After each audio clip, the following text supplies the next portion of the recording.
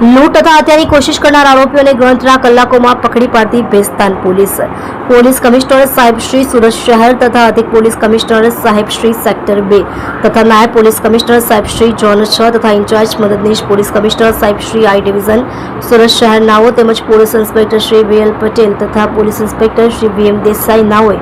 ગંભીર શરીર તેમજ મિલકત સંબંધી ગુનાઓ અટકાવવા તેમજ શોધી કાઢવા સૂચના આપેલ જે અનુસંધાને ભેસ્તાન પોલીસ સ્ટેશન આજ રોજ તારીખ 27/9/2024 સવારે 5 થી 5:30 વાગ્યા વચ્ચે ફરિયાદીના ઘર પાસે સિદ્દીકીનગર ભીંડી બજાર ઓનપાટિયા સુરત શહેર ખાતે ઘરેથી દિવ્ય ભાસ્કર તરફ જતા રોડ પર જાહેરમાં 3 અજાણ્યા ઈસમો આશરે 25 થી 30 વર્ષનાઓએ ફરિયાદીશ્રીના ઘરમાંથી રોકડ રૂપિયા 4,000ની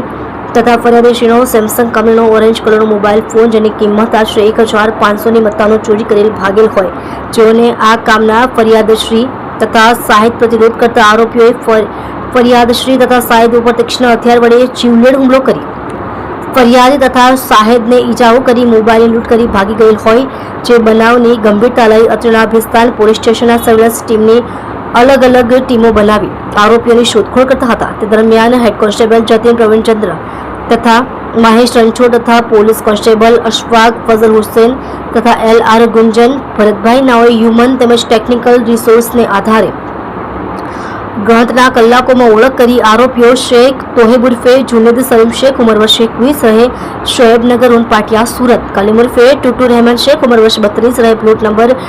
683 પંચશીલનગર ઉમિયા માતા મંદિરની પાછળ ભાટેના સલાબતપુરા સુરતને પકડી પાડી કાયદેસરની કાર્યવાહી હાથ ધરેલ છે અને આરોપીનું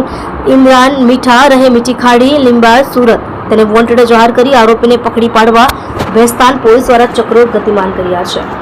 તમે જોઈ રહ્યા છો આઈસોનો ન્યૂઝ ચેનલ ડાયરેક્ટર અરુણ શર્માની સાથે।